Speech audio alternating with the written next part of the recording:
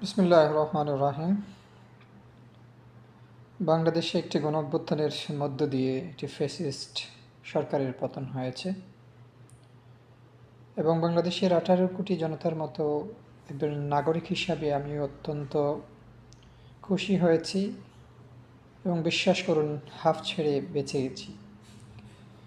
5ই August অর্থাৎ 34শে জুলাই যখন শেখ হাসিনার পতন ঘটল, তখন দীর্ঘ 15-16 বছর যে অস্বস্তি জগদ্দল পাথরের মতো আমার বুকের উপর চেপে ছিল, সেটা মনে হলো যেন নিমেষেই উড়ে গেছে। এবং এই ফিলিংসটি আমার মতো বাংলাদেশের হাজারো কোটি স্টুডেন্ট, ছাত্র জনতা, কৃষক, দিনমজুর, খেটে খাওয়া মানুষের। কারণ তার অত্যাচারে মানুষ অতিষ্ঠ ছিল। গুম, হত্যা,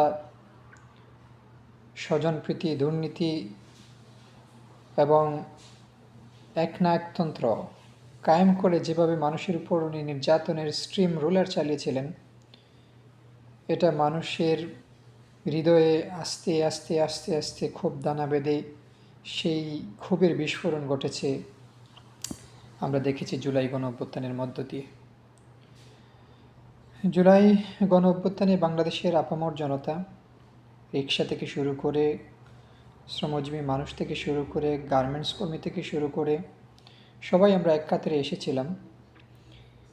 ডাক্তাররা এক কাতারে এসেছেন, শিল্পীরা এসেছেন, রাজনীতিবিদরা এসেছেন, ছাত্ররা এসেছে, সমাজের বিভিন্ন স্টেক হোল্ডার সবাই আমরা, অর্থাৎ সব নদীর স্রোত এক নদীতে রূপান্তরিত হয়েছিল এবং আমরা সবাই একাট্টা ছিলাম যে এই স্বৈরাচারী সরকার, এই ফেরাউন সরকার এর হাত থেকে আমাদেরকে মুক্তি পেতেই হবে এবং আমাদের সকলের স্বপ্ন সেটা ছিল। অবশেষে আল্লাহর অশেষ রহমতে আমরা সেটা পেয়েছি এবং নতুন বাংলাদেশ তৈরির একটা প্রেক্ষাপট তৈরি হয়েছে এবং আমি মনে করি এটা একটা decade opportunity for the people of Bangladesh. কারণ এই ধরনের সুযোগ র্যান্ডমলি বা অকেশনালি আসে না, এটা যুগের পর যুগ অপেক্ষা করার পরে আমাদের মধ্যে আসে এবং এই সুযোগটাকে ইউটিলাইজ করা, ক্যাপিটালাইজ করা এবং সেটাকে উপর ভিত্তি করে সামনের দিকে এগিয়ে যাওয়া আর আমরা স্বপ্ন দেখা শুরু করেছি।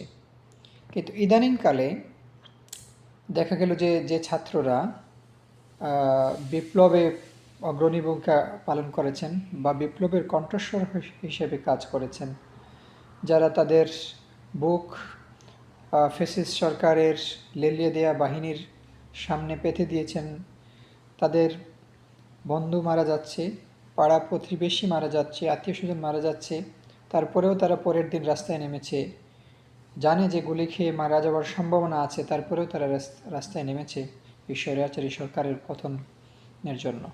তো এটা একটা ইমোশন ছিল এবং এই ইমোশনটা বিভিন্নভাবে ফ্রেম আপ হয়েছে। এটার পেছনে বিগত সরকারের যে ইনজাস্টিস, তার যে অন্যায়, অবিচার, জুলুম, মানুষ নাবিশ্বাস হয়ে পড়েছিল, যার কারণে সবাই একত্রভাবে এই সরকারের পতনের জন্য কাজ করেছে। 36শে জুলাইয়ের পর, অর্থাৎ 5 আগস্টের পরে বাংলাদেশের অন্যান্য মানুষের মতো আমাদের স্বপ্ন ছিল নতুন বাংলাদেশের এবং আমরা স্টিল আমরা এটা স্বপ্ন দেখি এবং আমরা মনে করি যদি রাজনীতিবিদরা, দেশের পেশাজীবী সমাজ, ব্যবসায়ী সমাজ, সুশীল সমাজ, বুদ্ধিজীবী এবং শিক্ষক মণ্ডলী যারা আছেন, সবাই যদি একত্রবদ্ধ হয়ে চান না যে আমাদের এখন একটা চেঞ্জ দরকার, আমরা এই যে বিপ্লবটা হয়েছে, আমি এটাকে বিপ্লব বলবো না, একটা অভ্যুত্থান, এই অভ্যুত্থান হয়েছে, এই অভ্যুত্থানকে আমরা ক্যাপিটালাইজ করতে চাই, আমরা ইউটিলাইজ করে আগামীর একটি সুন্দর বাংলাদেশ করতে চাই। আমরা আমাদের যে প্রজন্ম আছে, অনাগত প্রজন্ম আছে, তাদের জন্য সুন্দর একটি বাংলাদেশ বিনির্মাণ করে রেখে যেতে চাই। এই যদি প্রজ্ঞা হয়, এই যদি আমাদের প্রতিজ্ঞা হয়, তাহলে এটা সম্ভব। বাংলাদেশের সবথেকে বড় আহ, কি বলবো, সেটা হচ্ছে দুর্ভাগ্য যে আমরা 52-তে আমরা ভাষা আন্দোলনের সময় আমাদের নেতাদের দেখেছি, আমাদের লিডারশিপ ছিল।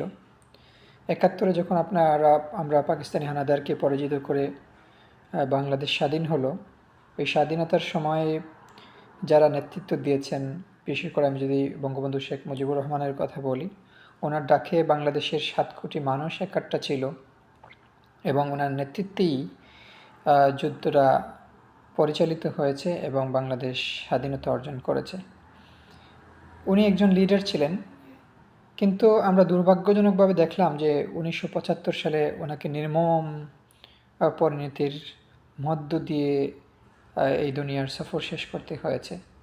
আমার একটা কোয়েশ্চেন সবসময় মাথায় আসে যে মানুষটিকে, বাংলাদেশের 7 কোটি মানুষ 1969 থেকে 71-এর স্বাধিকার আন্দোলন পর্যন্ত যাকে মাথায় তুলে রাখলো, সেই মানুষটাকে আবার 1975 সালে নির্মমভাবে হত্যা করলো কারা করলো? পাকিস্তানি হানাদাররা করে নাই, অথবা ভারতের রর কোনো এজেন্ট করে নাই, করেছে এদেশের বাঙালি এবং এদেশের সশস্ত্র বাহিনীর হাতে নির্মমভাবে তাকে শাহাদাত বরণ করতে হয়েছে। তো তার রিজন যখন আমি খুঁজতে যাই, তখন আমার কাছে মনে হয় যেন প্রত্যেকটা লিডারই পলিটিক্যালি ব্লান্ডার করেছেন এবং তারা যে ক্যারিজমেটিক লিডার হওয়ার তাদের সামনে যে সুযোগ ছিল, সেই সুযোগটি তারা হারিয়েছেন। উনি বাকশাল গঠন করলেন।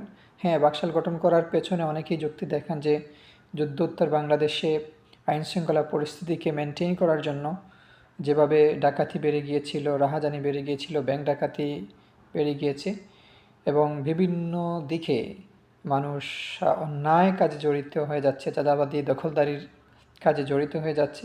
তো এইসব বিষয়কে ট্যাকেল দেওয়ার জন্যই বাকশাল গঠন করা হয়েছে, যাতে আইন শৃঙ্খলা পরিস্থিতিকে একটা কন্ট্রোলের মধ্যে নিয়ে আসা যায়।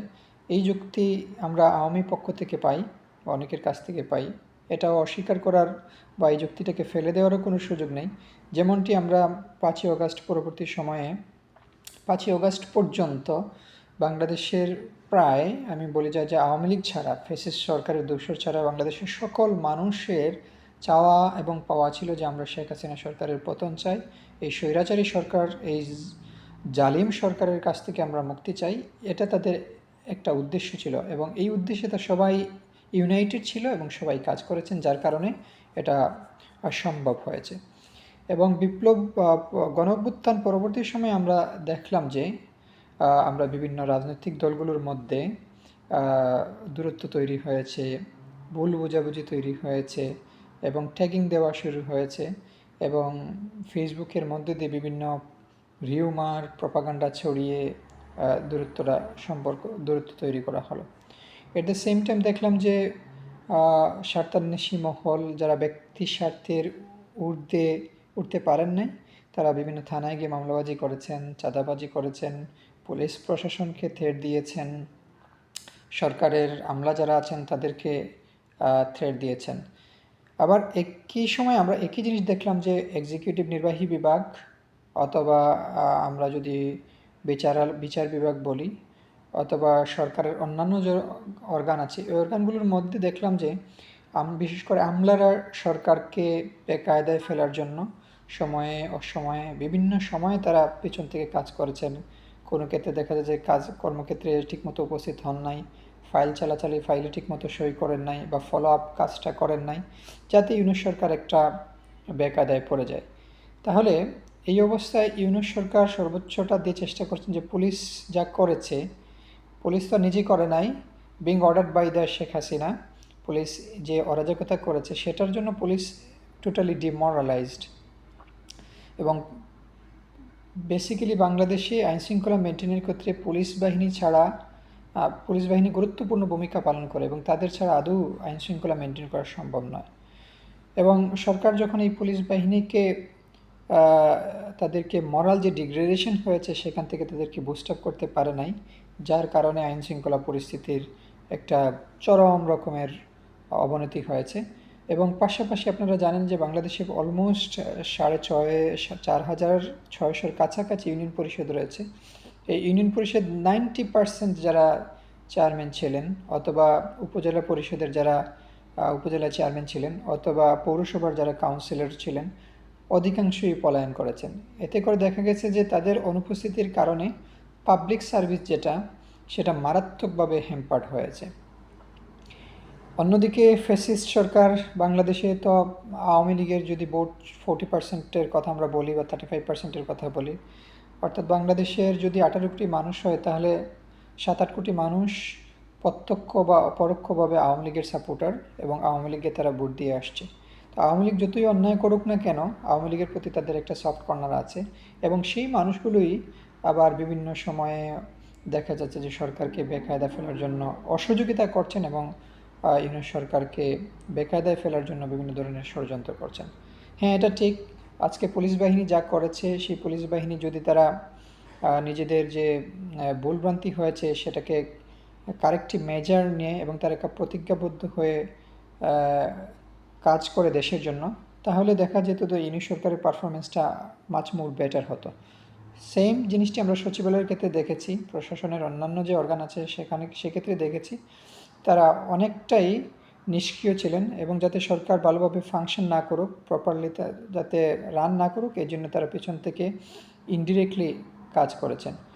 অন্যদিকে পলিটিক্যাল পার্টি যারা নির্বাচন করছেন এবং নির্বাচনের মধ্যে দিয়ে গণতান্ত্রিক পন্থায় একটা নির্বাচিত সরকারের কাছে ক্ষমতা হস্তান্তরের জন্য তারা প্রেশার দিচ্ছেন, তাহলে এই বাঙালি জাতির কপালে কি সবসময়ই আমরা অবাগা জাতি হিসেবে দেখে যাব? আমরা 1947 সালে বাংলাদেশ একবার স্বাধীন হয়েছে। 1947 সালে আমরা স্বাধীন হয়েছি কার কাছ থেকে? মহাজন যারা ছিল, জমিদার যারা ছিল, যাদের নির্যাতনে নির্যাতিত ছিল পূর্ববাংলার জনগণ, তাদের কাছ থেকেই আমরা মুক্তির জন্য একবার স্বাধীন হলাম। 1971 সালে আমরা আবার নির্যাতনের শিকার হলাম, জুলুমের শিকার হলাম, আমাদের ন্যায্য অধিকার থেকে বঞ্চিত হলাম, চাকরি বাকরি থেকে বঞ্চিত হলাম, আমাদের আর্থিক যে উন্নয়ন, সেই উন্নয়ন থেকে আমরা মারাত্মকভাবে বঞ্চিত হলাম এবং এই বঞ্চনার শিকার হতে হতে অবশেষে আমরা বাংলাদেশের স্বাধীনতা জন্য ঝাঁপিয়ে পড়লাম এবং স্বাধীনতা অর্জন করলাম। কিন্তু দ্বিতীয়বার স্বাধীন হওয়ার পরেও আমাদের যে অর্থনৈতিকভাবে স্বাবলম্বী হওয়ার কথা ছিল অথবা ন্যায় ইনসাফ ভিত্তিক সমাজ কায়েমের যে ইচ্ছা আমাদের ছিল, সেটা হয়ে ওঠেনি। 1969-এর গণঅভ্যুত্থানে একই জিনিস, আমরা নেতৃত্বের অভাবের কারণেই বেসিক্যালি জাতি হিসেবে পিছিয়ে গিয়েছি। এবং 2024-এর যে গণঅভ্যুত্থান, সেই গণঅভ্যুত্থানে সবথেকে ইম্পর্ট্যান্ট একটা ফ্যাক্টর হচ্ছে যে এখানে যে জনশক্তি গণঅভ্যুত্থানে সবথেকে মুখ্য ভূমিকা পালন করেছে তারা হচ্ছে ছাত্র সমাজ এবং এই ছাত্ররাই এখন 20 থেকে 25 বছর বয়সের মধ্যে এবং এদের পার্সেন্টেজ বাংলাদেশে প্রায় 20%-এর কাছাকাছি। তো এটা বাংলাদেশের জন্য একটা পটেনশিয়াল। কিন্তু প্রশ্ন হচ্ছে, আগে যে প্রশ্নটা করে আসছি যে যারা গণ অভ্যুত্থানের নেতৃত্ব দিল, জেলায় জেলায়, থানায় থানায়, গ্রামে গ্রামে নেতৃত্ব দিল, সেই লোকগুলোই কোনো কারণে কারো প্ররোচনায় পড়ে হোক অথবা নিজেদের যে পশুত্ব বৃত্তি আছে, মানুষের যে বেসার ইনস্টিংক্ট আছে, সেই ইনস্টিংক্টে ইনফ্লুয়েসড হয়ে তারা যে ধরনের অপকর্মের সাথে জড়িয়ে গিয়েছে, সেটা আমাদের যে গণ অভ্যুত্থান সম্প্রতি সংগঠিত হলো, সেই গণ অভ্যুত্থানের যে মর্যাদা, তার যে গ্লোরি, সেই গ্লোরিকে বহুলাংশে ম্লান করে দিয়েছে বলে আমি ব্যক্তিগতভাবে মনে করি এবং এটা আমাকে খুব কষ্ট দিচ্ছে। হ্যাঁ, এটা ঠিক যে ফ্যাসিস্ট সরকারের যে আন্দোলন, সেই আন্দোলনে আমি ব্যক্তি হিসেবে মাঠে ছিলাম না, বাট মাঠে থাকার সুযোগ হয় নাই, কিন্তু যখনই সেটাকে কোনোভাবে সহযোগিতা করার সুযোগ এসেছে তখন আমরা নাগরিক হিসাবে সহযোগিতা করেছি, কথা বলেছি, মানুষেরকে এটার প্রতি উদ্বুদ্ধ করার চেষ্টা করেছি, আন্দোলনের প্রতি উদ্বুদ্ধ করার চেষ্টা করেছি। এই জন্য আমাদের খুব কষ্ট লাগে যে যাদেরকে আমরা মনে করেছিলাম যে বাংলাদেশে একটা তরুণ প্রজন্ম যারা নেতৃত্ব দিয়েছে গণ অভ্যুত্থানে, এই তরুণ প্রজন্ম থেকে অ্যাটলিস্ট আমরা 30-40টা পাবলিক ফিগার, পপুলার ফিগার বা দেখব যারা আগামীতে বাংলাদেশের জাতীয় রাজনীতিতে বা গুরুত্বপূর্ণ ভূমিকা পালন করবে এবং জাতীয় লিডার হিসাবে আবির্ভূত হবে। Still now I hope that they have the potentials, but এখানে আপনারা জানেন যে যখনই ছত্রিশের জুলাইয়ের পরে শেখ হাসিনা পলায়ন করলো। শেখ হাসিনা পলায়ন করার পরে বাংলাদেশের মানুষ আসলে ইথিক্যালি অনেক ডিগ্রেডেড। ইথিক্যাল স্ট্যান্ডার্ড বলতে কিছু নাই। আমরা যে তেলবাজি করে, নেপোটিজম করে এতদিন চলে আসছি, 15, 16, 20 বছর বা 54 বছর, এটা আমাদের রক্তে মাংসে মিশে গেছে। আমি এমনও দেখেছি যে পলিটিক্যাল পার্টিরা না চাইতেই ব্যবসায়ী সংগঠন আছেন বা যারা বড় বড় ব্যক্তি আছেন, আর যারা বিভিন্ন সময়ে পলিটিক্যাল পার্টির কাছে গিয়ে বিভিন্ন কৌশলে ডোনেশন দেওয়ার চেষ্টা করেছেন, এবং এই ডোনেশনটা তারা দিয়েছেন তাদের যে ব্যবসা আছে সেই ব্যবসাকে সেফগার্ড করার জন্য অথবা সম্পর্ক মেনটেন করার জন্য। অথচ পলিটিক্যাল পার্টি কখনো এটা চায় নাই। তারা বিভিন্ন ফরম্যাটে এটা দেওয়ার চেষ্টা করেছেন। যখন বাংলাদেশে সাইক্লোন হয়েছে, সাইক্লোনের সময় যে আমরা যেতে পারছি না, আপনারা এটা যেতে মাঠে আছেন, আপনারা এটা নেন। এবং যখন বাংলাদেশে বন্যা হয়, আমরা বন্যার সময়ও এটা দেখেছি। অথবা দেখা গেল কোনো সৌজন্য সাক্ষাৎকারে গিয়েছেন, সৌজন্য সাক্ষাৎকারে যে গিয়ে অ্যাপ্রোচ করেছেন যে আপনারা তো বাংলাদেশের ভালো পলিস করছেন, গুণগত চেঞ্জের জন্য কাজ করছেন, যে কোনো প্রয়োজনে আমাদেরকে কাজে লাগাতে পারেন। তো এই ব্যক্তি হিসাবে আমরা আসলে খারাপ হয়ে গেছি। আমাদের যে অয়েলিং করে চলা, নেপোটিজম করে চলা, তেল মেরে চলা, অন্যকে খুশি করে চলা, এটা আমাদের রক্ত মাংসের সাথে মিশে গেছে। এই জন্য চেঞ্জ আসতে হবে নিজে থেকেই।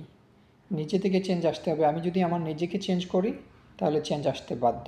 আমি যদি শপথ করি যে আমি দুর্নীতি করব না, আমি স্বজনপ্রীতি করব না, আমি ঘুষ খাবো না, আমি ঘুষ দেব না, আমি ঘুষ নিতে কাউকে দিবও না, আমি সেটার প্রতিবাদ করব।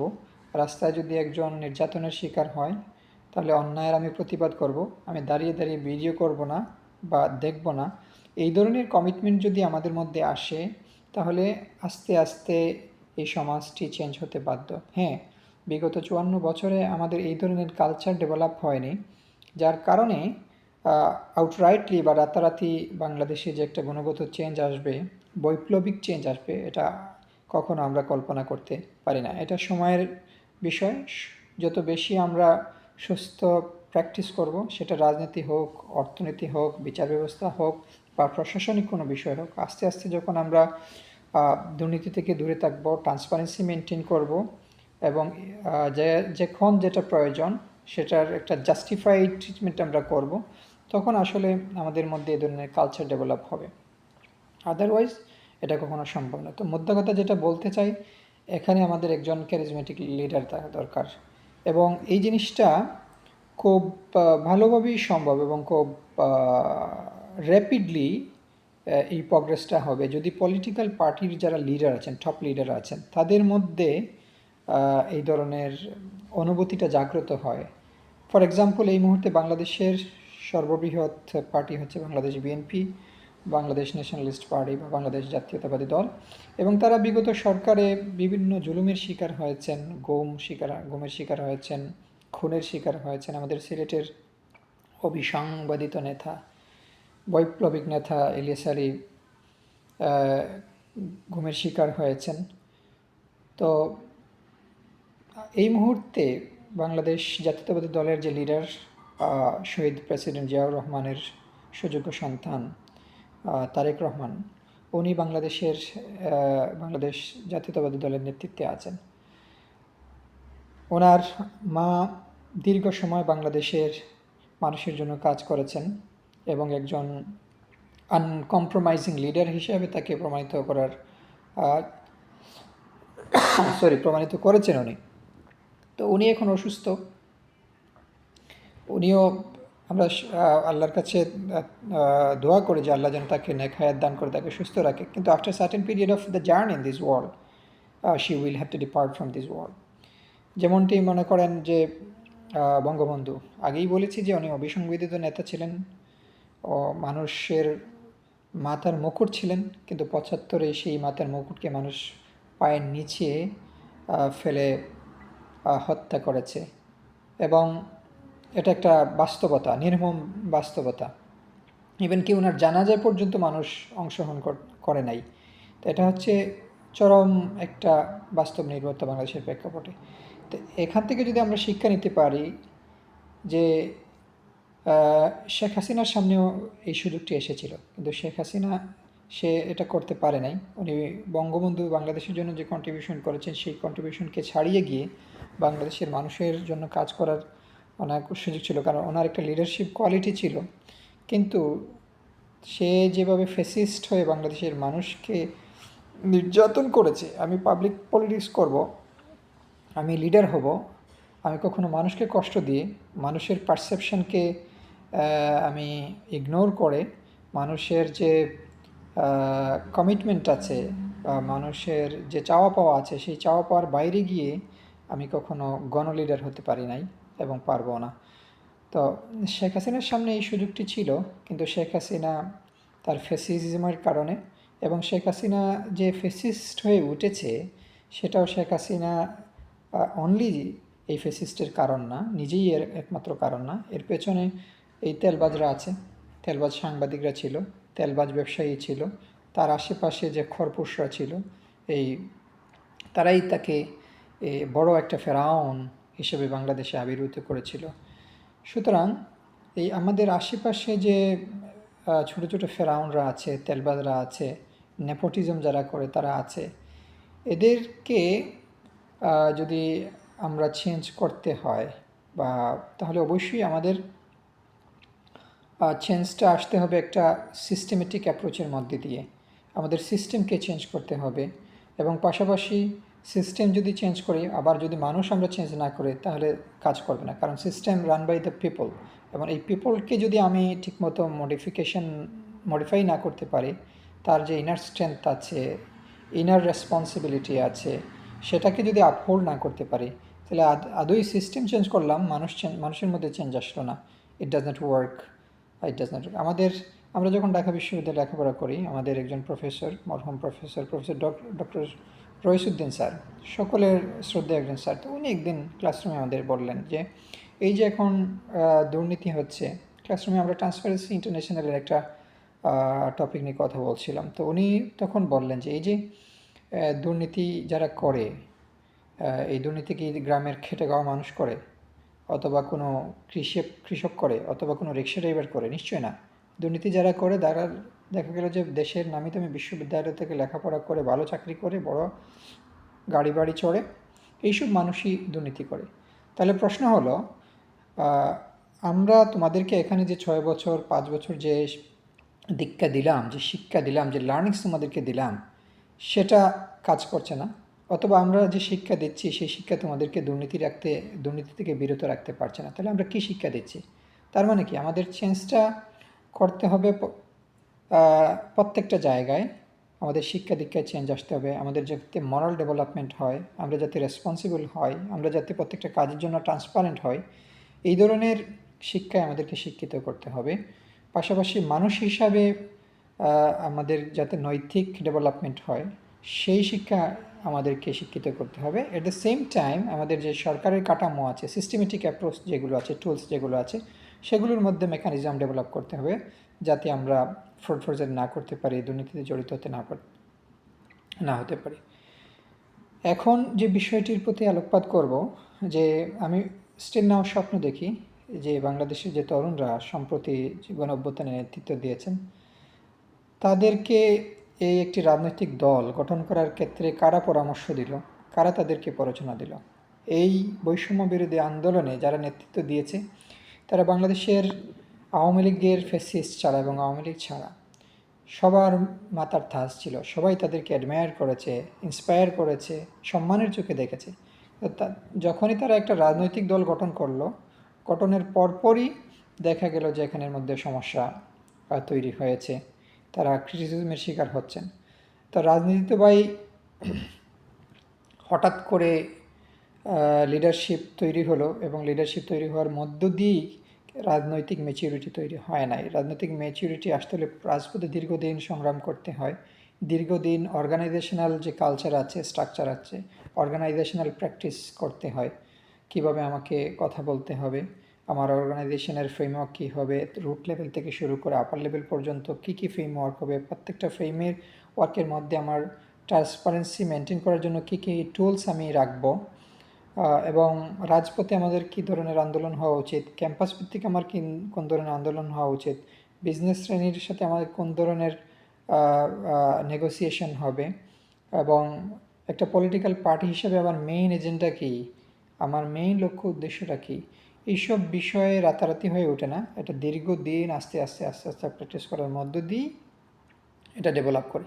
আমরা বাংলাদেশের ঢাকা বিশ্ববিদ্যালয়ের সাবেক ভিসি নুরুর কথা বলতে পারি, রাশেদরা যারা ছিল, ফারুকরা যারা ছিল, আরও যারা এটার সাথে কাজ করেছেন, তাদের মধ্যে আমরা একটা লিডারশিপ দেখেছি। তো তদ্রূপ বৈষম্য বিরোধী আন্দোলনের নাহিদ, সার্জিস, হাসনাত, গং সহ যারা নেতৃত্ব দিয়েছেন, তাদের মধ্যে আমরা লিডারশিপ কোয়ালিটি দেখেছি এবং ভয় ভীতিহীন নেতৃত্ব দেখেছি। এসব দেখে আমরা খুব হোপফুল ছিলাম যে বাংলাদেশে একটা চেঞ্জ আসবে, এবং চেঞ্জ এখন শুরু হয়েছে এই গণঅভ্যুত্থানের পরে। এবং এই চেঞ্জটা আমি বলছি যে পলিটিক্যাল পার্টির সেলফ স্টার্ট, তারা যদি তাদের চেঞ্জটা শুরু করে, বাংলাদেশ জাতীয়তাবাদী দল বলছে যে আমরা 31 দফা সংস্কার, কিন্তু সংস্কারের নির্বাচনের আগেই আমরা দুই একটা সংস্কার দিয়ে শুরু করতে পারি যে আমরা এটা করতে প্রতিজ্ঞাবদ্ধ, আমরা এটা করব। জামাত ইসলামী এইভাবে তাদের পলিটিক্যাল এজেন্ডা দেখ, ম্যানিফেস্টো দেখ, অন্যান্য যারা বামপন্থী দল আছে তারাও এরকম করুক। তো সবাই যদি আমরা ভালো কাজের প্রতিযোগিতা করি, একে অন্যকে সহযোগিতা করে, এবং ব্যক্তি স্বার্থের উঠে, যেন তারেক রহমান সবসময় একটা স্লোগান দেন যে ব্যক্তির চেয়ে দল বড়, দলের চেয়ে দেশ বড়। এটা চমৎকার একটি মোটিভেশন এবং কমিটমেন্ট। তো এই কমিটমেন্টকে সামনে রেখে আমাদেরকে কিছু কাজ করতে হবে যাতে আমরা জনগণকে আস্থায় নিয়ে আসতে পারি এবং তারা বিশ্বাস করে যে না, চেঞ্জ শুরু হয়েছে, কাজ শুরু হয়েছে। এবং এই মুহূর্তে বাংলাদেশের সামনে, বিশেষ করে তারেক রহমানের সামনে বড় একটা সুযোগ। উনি হতে পারেন আমাদের বাংলাদেশের নেলসন ম্যান্ডেলা, উনি হতে পারেন আমাদের মাহাতির মোহাম্মদ, উনি হতে পারেন মার্টিন লুথার কিংয়ের মতো একজন লিডার। লিডারশিপের একটা স্পেস তৈরি হয়েছে, এবং এই লিডারশিপটি যদি উনি ঠিকমতো এক্সারসাইজ করতে পারেন, তাহলে উনি বাংলাদেশের ইতিহাসে প্রজন্মের কাছে স্বর্ণাক্ষরে ওনার নাম লিপিবদ্ধ করতে সক্ষম হবেন। এই সুযোগটি সবসময় আসে না, বাট এই সুযোগটি কাজে লাগাতে হলে খুব সুচতুরভাবে সুকৌশলী হতে হবে। কারণ আপনি চাচ্ছেন ভালো কাজ করবেন, আপনার আশেপাশে সাঙ্গপাঙ্গ যারা আছেন অনেক বুদ্ধিজীবী থাকবেন, তারা আপনাকে এই কাজটি করতে দিবে না, তারা আপনাকে বিভিন্নভাবে ডাইভার্ট করার চেষ্টা করবে। সুতরাং এই মুহূর্তে আমাদের একজন কানিং লিডার, ক্লেভার লিডার, এবং খুব সুস্থ মাথায় শান্তশিষ্ট মস্তিষ্কে যিনি বাংলাদেশকে এই মুহূর্তে নেতৃত্ব দিতে পারবেন, কারণ এখানে নেতৃত্বের একটা ব্যাকাম তৈরি হয়েছে এবং বাংলাদেশের মানুষ চাচ্ছে যে একটা গুণগত চেঞ্জ বাংলাদেশে আসুক। এবং এই জায়গায় আমি মনে করি যে জনাব মোহাম্মদ তারেক রহমানের একটি সুযোগ এসেছে।